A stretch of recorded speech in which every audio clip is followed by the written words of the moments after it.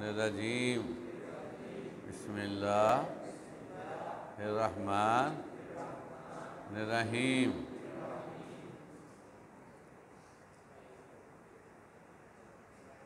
ان المجرمین فی عذاب جہنم خالدون، اور کفار، گناہ گار، مشرک ہمیشہ دوزخ کے عذاب میں رہیں گے۔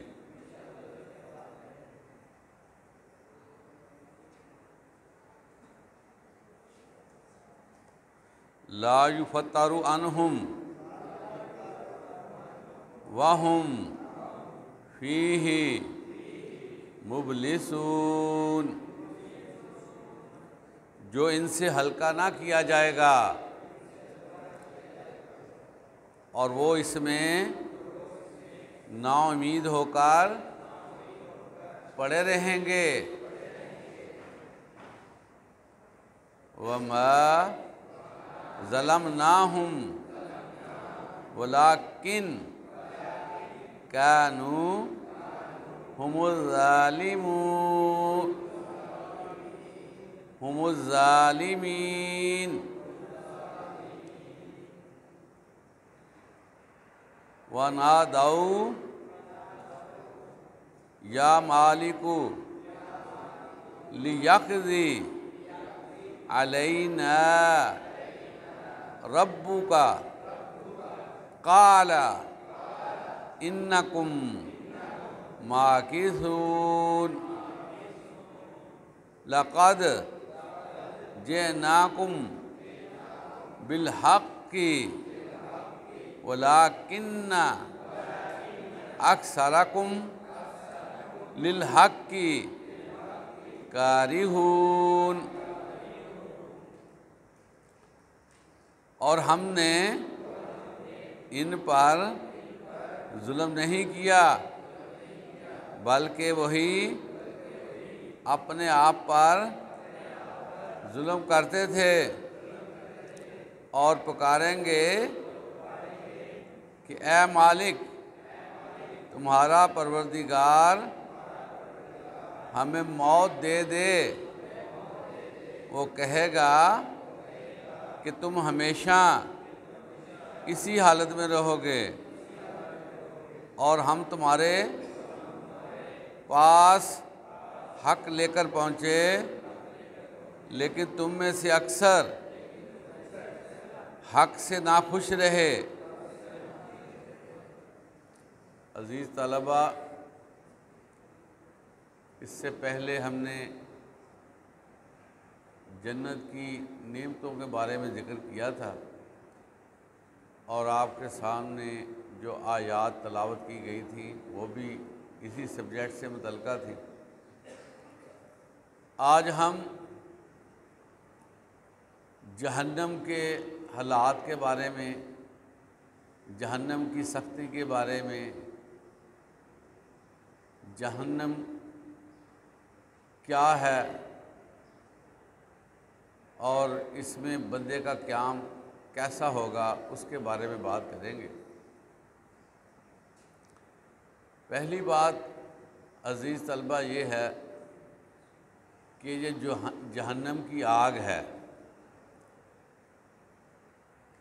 اس کی شدت کا اندازہ آپ اس طرح لگا سکتے ہیں کہ دنیا میں جو آگ جلتی ہے، جہنم کی آگ کو 70 مرتبہ ٹھنڈا کیا گیا اور دنیا کو آگ یہ ٹیمپریچر دیا گیا۔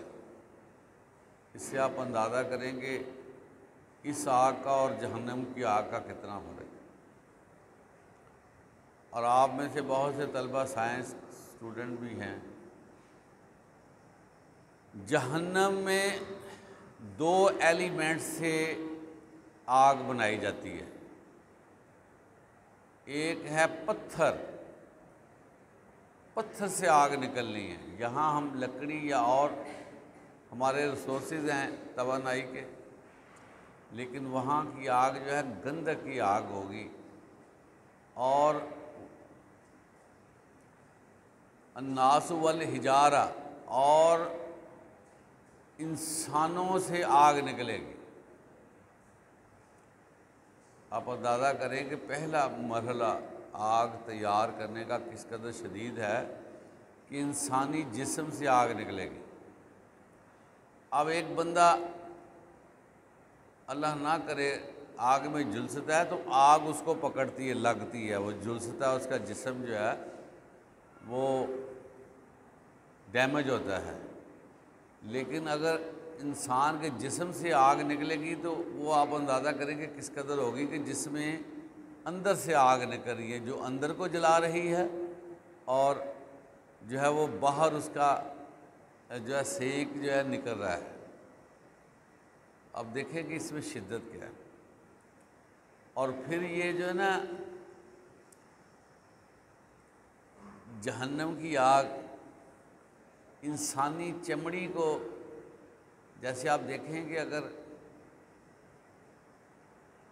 یہ جو عید کے دن میں جانور ذبح کیے جاتے ہیں، گھر گھر میں آپ کو چربی پگھلنے کی اسمیل بھی آتی ہے، بہت سے لوگ چربی اکٹھا کر کے اس کو پگھلاتے ہیں، اس کا تیل بنا لیتے ہیں، تو انسانی چربی جو ہے یہ اتر جائے گی، اس کی ہڈیاں نظر آئیں گی، میلٹ ہو کر آئل بنے گی، تو پھر کیا ہوگا؟ دوبارہ سے ان کو چمڑی چڑھا دی جائے گی،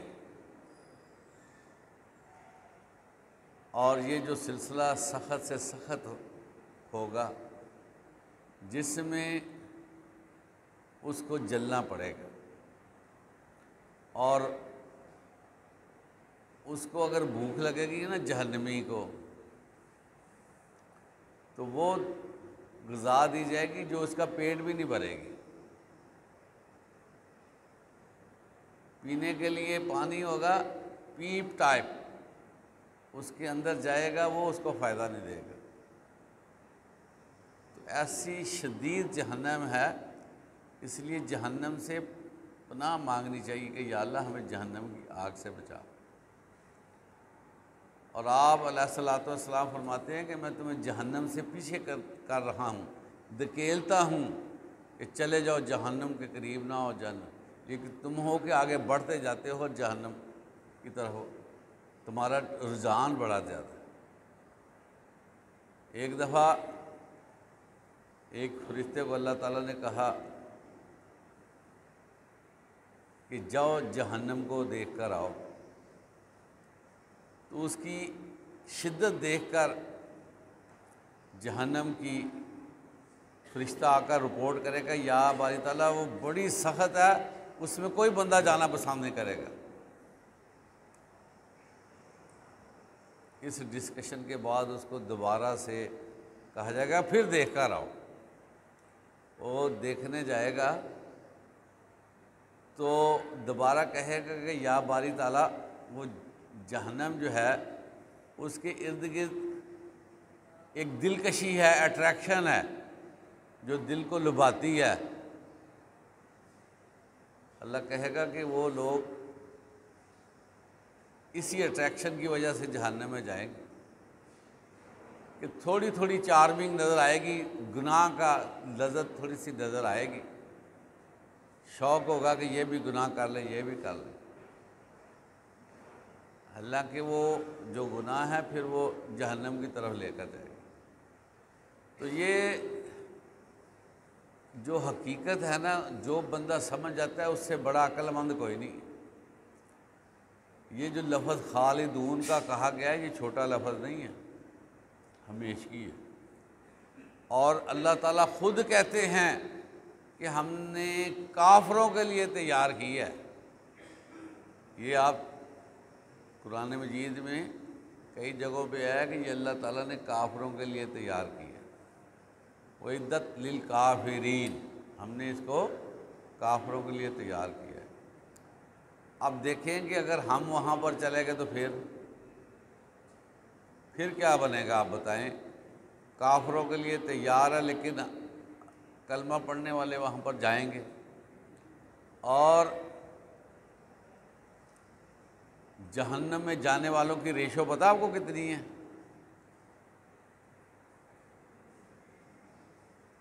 999 900 ایک جنت میں جائے گا 1000 میں سے، 999 بندے جہنم میں چلے جائیں گے۔ اندازہ کریں کہ یہ تو اس میں کلمہ پڑھنے والے بھی ہوں گے۔ کلمہ پڑھنے والے کیسے جائیں گے؟ جب کلمہ پڑھنے والے کلمہ کے باوجود کفریہ کام کریں گے، ایسے کام جن سے منع کیا گیا وہ کرتے ہیں، تو وہ کفر میں چلے جاتے ہیں۔ من ترک الصلاۃ متعمداً فقد کفر، جس نے جان بوجھ کر نماز ترک کی اس نے کفر کیا۔ تو اسی طرح بے شمار چیزیں ایسی ہیں جن کے کرنے سے بندہ کفر کی حدوں کو چھو جاتا ہے۔ اس لیے ضروری ہے کہ ہم کفر کی حدوں کو نہ جائیں۔ ایک بندہ مسلمان ہے، اس کو کافر نہیں کیا جا سکتا، لیکن اس کے کام جو ہیں وہ کافرانہ ہو سکتے ہیں۔ اس لیے جو ہے ذرا دھیان رکھا کریں، جو بھی غلط چیز ہے وہ کفر کی ہے۔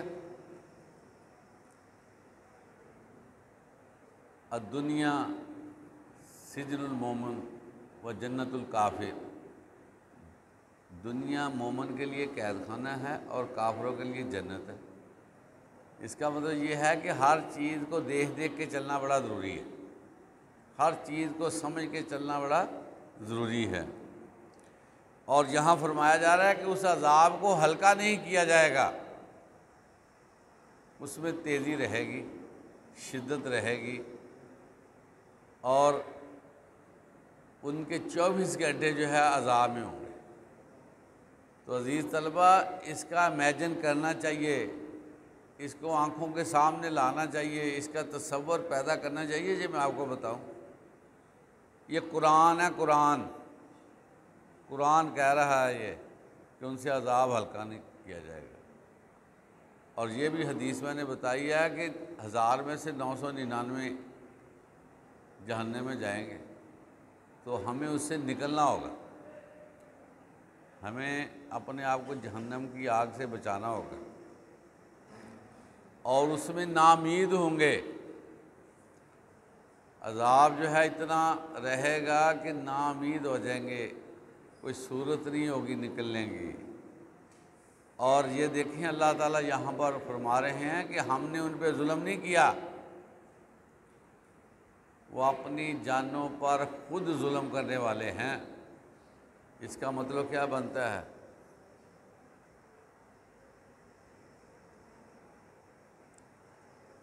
کہ جہنم کے رسپانسیبل ہم خود ہیں۔ کوئی بندہ اگر جہنم میں جائے گا یہ نہیں کبھی کہہ سکے گا کہ میں نے کچھ نہیں کیا اور مجھے جہنم۔ آپ کو پہلے یہ بتایا گیا کہ اس کی چمڑی یہ گواہی دے گی ہاں یہ ہم نے کیا۔ اور قیامت کے دن یہ عزیز طلبہ غور کریں، قیامت کے دن ایسا انصاف ہوگا، فَمَن يَعْمَلْ مِثْقَالَ ذَرَّةٍ خَيْرًا يَرَهُ وَمَن يَعْمَلْ مِثْقَالَ ذَرَّةٍ شَرًّا يَرَهُ، کہ جو ذرہ ہے نا، ذرہ نیکی کا دکھایا جائے گا، اور جو ذرہ ہے برائی کا وہ دکھایا جائے گا، اور جو تول رکھا جائے گا تول، اس میں دنیا بھر کی جو حرکت کی ہوگی وہ اس میں شامل کر دی جائے گی، اور پورا جو ہے حساب دیکھا جائے گا۔ اور اس وقت حدیث میں آتا ہے کہ جس بندے کا اعمال نامہ تولا جا رہا ہوگا نا، اس میں سارے شامل ہیں، جس میں انبیاء کرام بھی ہیں، جس میں صالحین بھی ہیں، شہداء بھی ہیں، ہر بندہ ہے اس میں، کہ جس وقت اعمال نامہ تولا جا رہا ہوگا نا، تو اس کو کوئی اور قسم کا مسئلہ نہیں ہوگا سوائے اس کے کہ اب کیا بنتا ہے۔ اوپر کا سانس اوپر، نیچے کا نیچے رہ جائے گا جب یہ وزن ہونا ہے۔ تو اللہ فرماتے ہیں ہم نے ظلم نہیں کرنا، اس میں بیلنس بنانا ہے کہ جو بھی تمہارا بیلنس ہے اس کے مطابق بھگتو۔ تو اس لیے ہمیں جو ہے نا کوشش کرنی چاہیے کہ ہم اس چیز میں نہ پڑیں۔ بہت مشکل گھڑی ہے، بہت مشکل گھڑی ہے۔ وہ لوگ جو جہنم میں ہوں گے،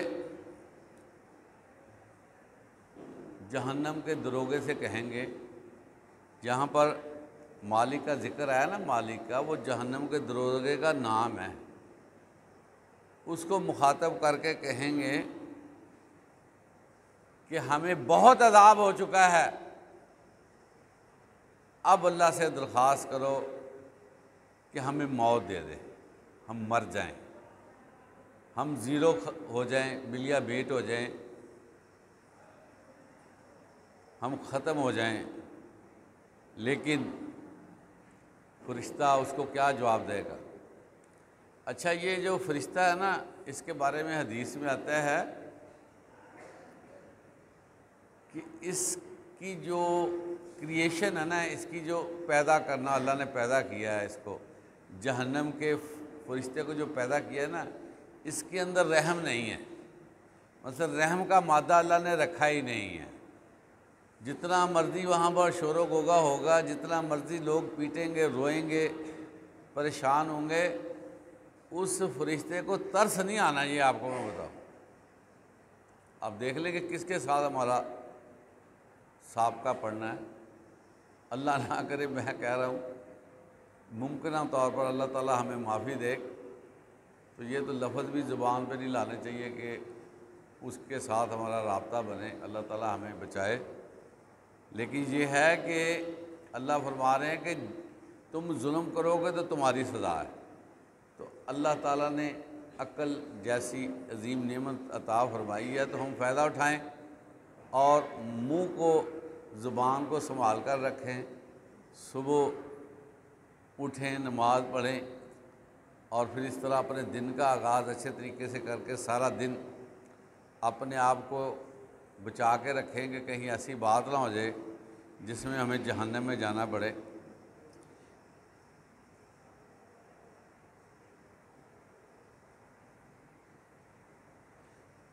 اگلی بات اللہ تعالیٰ یہ فرما رہے ہیں کہ بے شک ہم تمہارے پاس حق لے کر پہنچے، لیکن تم میں سے اکثر حق سے ناخوش رہے۔ دیکھیں، اللہ تعالیٰ نے انبیاء کرام کو بھیجا ہے، لیکن اللہ تعالیٰ یہاں فرما رہے ہیں کہ ہم خود پہنچے ہیں۔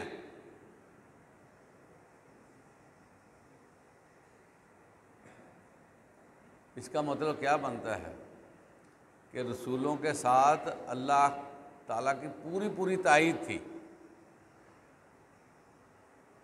اللہ تعالیٰ نے ان کو حق دے کر بھیجا تھا، تو اللہ کی پوری ان کے ساتھ تائید تھی کہ ان کو فالو کرو۔ لیکن اکثر لوگ جو ہیں ناخوش، اکثر لوگ، دیکھیں یہاں پر بھی اکثر کا ذکر آ گیا، اکثر لوگ کہتے ہیں نہیں یہ ساری باتیں ہی ہیں، یہ ٹھٹھا ہی ہے، یہ خام خواہ جو ہے نا دنیا کے معاملات سے ہمیں نکالا جا رہا۔ انہوں نے طرح طرح کے جو ہے نا وہ معاملات وہاں پر اٹھائے، جس سے جو ہے وہ اللہ ناراض نظر آ رہا ہے۔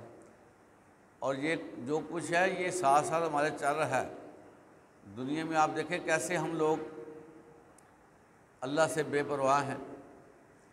اب آپ نیوز چینل پہ چلے جائیں، دوسرے چینلز پہ چلے جائیں، سوشل میڈیا پہ چلے جائیں، اس میں دیکھیں کہ دنیا داری کے کتنے معاملات ہمیں بتائے جا رہے ہیں، ہزاروں کے حساب سے روزانہ دنیا کے معاملات بتائے جا رہے ہیں۔ تو اللہ کے بارے میں کتنی گفتگو ہوتی ہے، کتنی ہم ٹریس کرتے ہیں، کتنا ہم کہتے ہیں کہ ہم اللہ کی بابت ہمیں پتہ چلے۔ ذرا اپنے دیکھیں نا، جتنا آپ بیٹھتے ہیں نا سوشل میڈیا پہ،